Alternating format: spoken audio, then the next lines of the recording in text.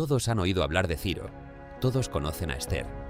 Pero hay una historia dentro de la historia de Persia que casi nadie enseña. Una guerra que no se peleó con espadas ni con ejércitos, sino en un plano que el ojo humano no puede ver. Una guerra donde un ángel luchó durante 21 días consecutivos contra un poder espiritual que llevaba el nombre de un imperio. Un lugar donde 3 reyes paganos firmaron sin saberlo la cuenta regresiva exacta hacia la venida del Mesías. Un libro de la Biblia donde el nombre de Dios aparece escondido, cifrado a propósito, porque el autor no podía escribirlo abiertamente en la corte de un rey pagano. Hoy no vamos a repetir lo que ya sabes de Persia. Vamos a bajar un nivel más, al terreno donde la política, la profecía y lo sobrenatural se cruzan. Porque detrás del Irán, que ves en las noticias, hay una batalla que empezó hace más de 2500 años y que, según la Biblia, todavía no ha terminado. Quédate hasta el final, porque en el último tramo vamos a un versículo de Apocalipsis que casi nadie conecta con Persia y que podría estar señalando algo que ya está en marcha. Todo comienza con un hombre que ya conocemos, pero en una etapa muy distinta de su vida. Daniel ya no es el joven cautivo de la corte de Nabucodonosor. Han pasado décadas.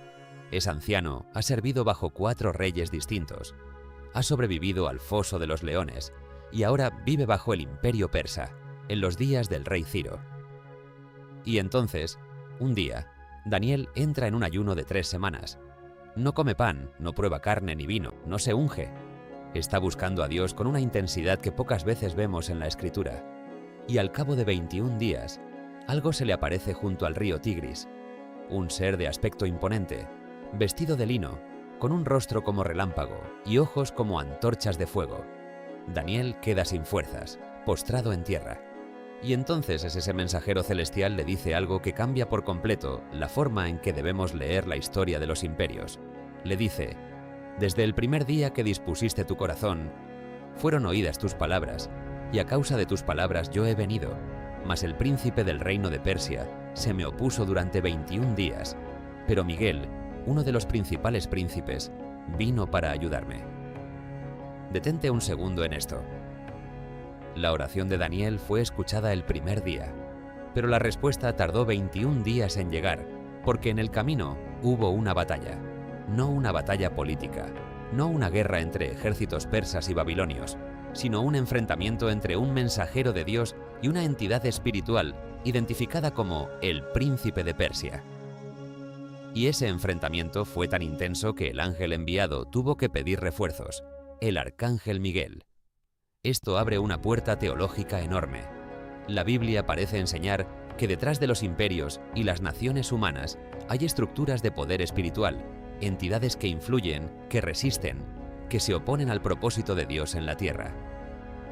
Persia no era solo territorio, ejércitos y reyes de carne y hueso. Persia tenía, según este texto, un príncipe espiritual que se le enfrentó a un ángel de Dios durante 3 semanas completas. Y lo que es aún más inquietante es lo que el mensajero añade después: «He aquí, el príncipe de Grecia vendrá». Es decir, mientras el imperio persa gobernaba visiblemente el mundo conocido, ya había una entidad espiritual esperando del lado de Grecia, el imperio que un día lo reemplazaría. La caída de los imperios, según Daniel 10, no ocurre solo en los campos de batalla humanos.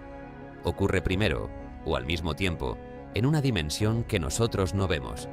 Este pasaje es una de las razones por las que muchos estudiosos hablan hoy de una guerra espiritual territorial, la idea de que ciertas regiones o naciones pueden estar bajo una influencia espiritual particular que se resiste al avance del reino de Dios. Y si eso es cierto, entonces cuando ves hoy a Irán en los titulares, resistiendo, desafiando, avanzando en ambiciones que preocupan al mundo entero, quizás no estás viendo solamente geopolítica. Quizás estás viendo el eco de una batalla que Daniel ya presenció hace 25 siglos, junto a las orillas de un río, en ayuno y en oración. Pero mientras esa guerra invisible se libraba, en el mundo visible los reyes persas firmaban documentos que, sin saberlo, estaban activando el reloj profético más preciso de toda la Biblia. No fue un solo decreto el que permitió la restauración de Jerusalén, fueron 3, repartidos a lo largo de casi un siglo, cada uno firmado por un rey persa distinto, y cada uno cumpliendo una función específica en el plan de reconstrucción. El primero lo firmó Ciro, apenas conquistó Babilonia. Autorizó el regreso de los judíos y el inicio de la reconstrucción del templo. Fue un comienzo, pero un comienzo frágil. La oposición de los pueblos vecinos detuvo la obra casi por completo durante años. El segundo decreto lo firmó Darío, hijo de Histaspes, después de que se investigaran los archivos reales y se confirmara que la orden de Ciro era legítima. Ese decreto no solo reautorizó la obra, sino que ordenó que los gastos de la reconstrucción del templo se pagaran con los propios recursos del tesoro persa. Un rey pagano financiando, literalmente, la casa de Dios en Jerusalén. El tercer decreto es el que casi nadie menciona con el peso que merece, y es la clave que un ángel le reveló a Daniel siglos antes de que ocurriera. Lo firmó Artajerjes y autorizó no solo la reconstrucción del templo, sino la restauración de la ciudad misma, sus calles, su muro, su gobierno. Y es precisamente a partir de esa orden, para restaurar y edificar a Jerusalén, que el ángel Gabriel le había dicho a Daniel que debía comenzar la cuenta. 69 semanas de años, 69 periodos de 7 años, contados desde ese decreto de Artajerjes, llevan a un punto exacto en la historia, la llegada del Mesías príncipe. Estudiosos que han hecho el cálculo con el calendario persa y el calendario judío, llegan, con una precisión que sorprende, al momento de la entrada de Jesús en Jerusalén sobre un asno, aclamado como rey, días antes de su crucifixión. Piénsalo así: 3 reyes paganos, gobernantes de un imperio que ni siquiera conocía al Dios de Israel, firmaron uno tras otro los documentos que, sin saberlo, trazaban el camino exacto hacia la cruz.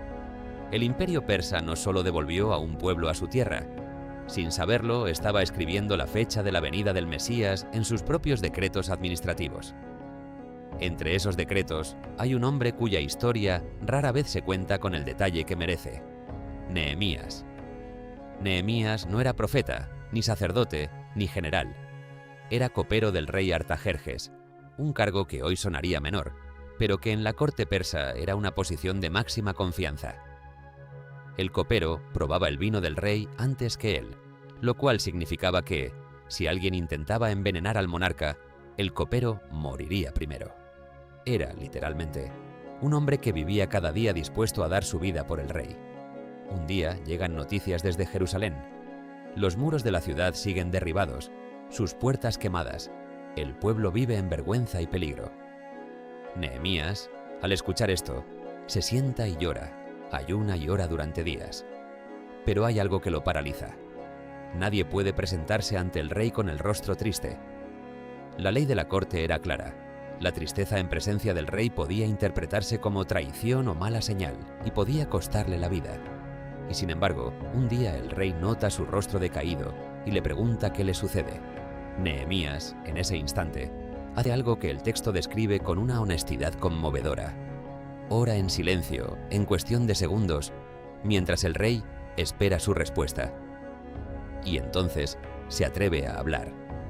Le cuenta la condición de Jerusalén, y el rey, en lugar de castigarlo, le pregunta: ¿qué cosa pides? Ese instante, esa oración de un segundo en medio de una corte persa, abrió la puerta para que Nehemías recibiera cartas de autorización, escolta militar y madera del bosque real para reconstruir las puertas y los muros de Jerusalén. Un simple sirviente del rey se convirtió en el arquitecto de la restauración física de la ciudad santa, bajo el auspicio y el financiamiento del mismo imperio, que antes la había visto caer en ruinas. Y cuando llegó a Jerusalén, con oposición feroz de pueblos vecinos que se burlaban y amenazaban, el pueblo terminó el muro completo en 52 días. Un tiempo que sus propios enemigos reconocieron como imposible sin la mano de Dios de por medio. Mientras Nehemías levantaba muros y Esdras enseñaba la ley, 2 voces proféticas se levantaron en medio del pueblo restaurado bajo dominio persa: Ageo y Zacarías. Ageo tenía un mensaje directo y sin adornos. El pueblo había vuelto de Babilonia, pero en lugar de terminar el templo, se había dedicado a construir sus propias casas, cómodas y bien acabadas, mientras la casa de Dios seguía en ruinas. Ageo se lo reclama sin rodeos. ¿Es para vosotros tiempo de habitar en vuestras casas artesonadas, y esta casa está desierta? Y añade una promesa que resuena hasta hoy: La gloria postrera de esta casa será mayor que la primera, y daré paz en este lugar. Zacarías, en cambio, recibe visiones, una tras otra, extrañas, simbólicas, llenas de jinetes, candelabros, rollos voladores y un sumo sacerdote vestido de ropas sucias que Dios manda a limpiar.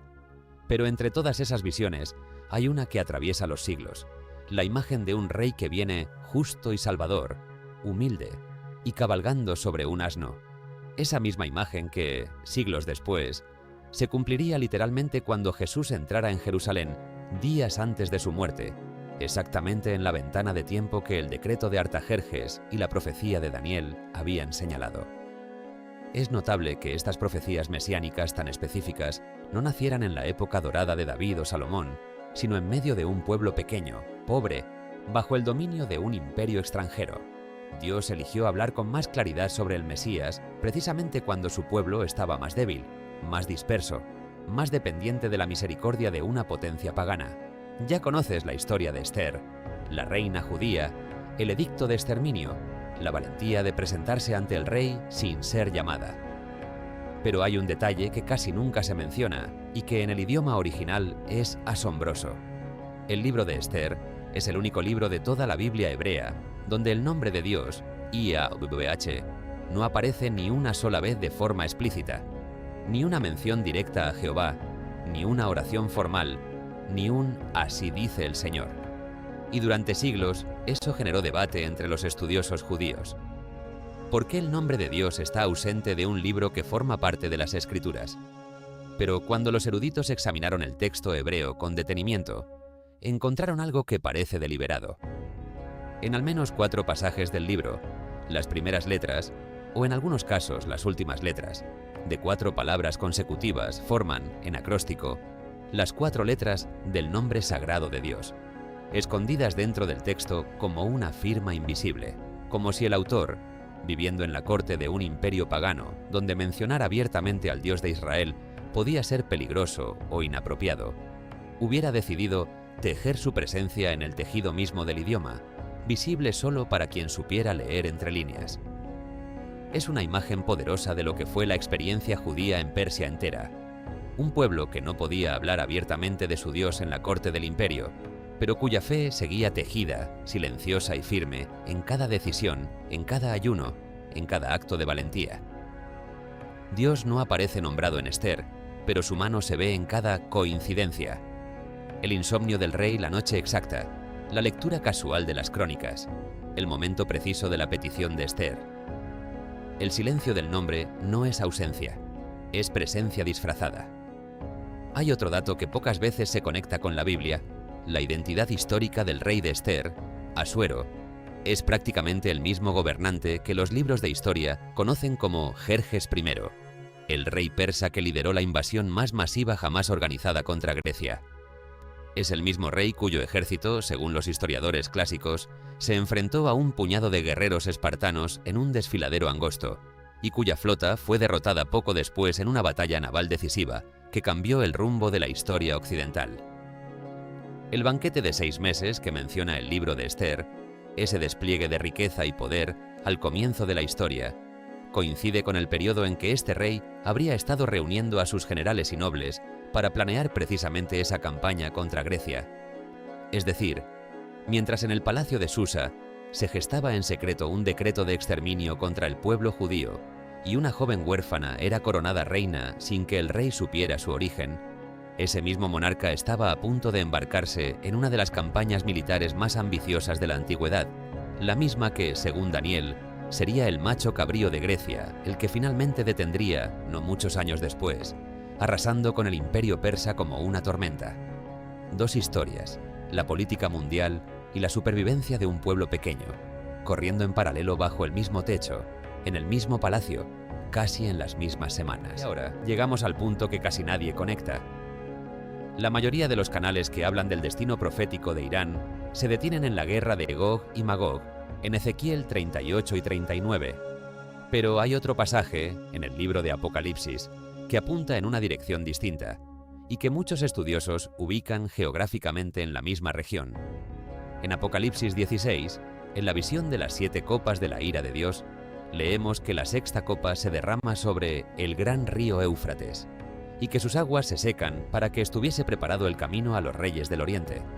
El Éufrates, ese mismo río que atraviesa Irak y roza la antigua frontera del Imperio Persa, aparece aquí como el obstáculo que debe desaparecer para permitir el avance de una coalición militar proveniente precisamente del Oriente, la misma dirección geográfica desde donde Ciro y Darío gobernaron el mundo antiguo.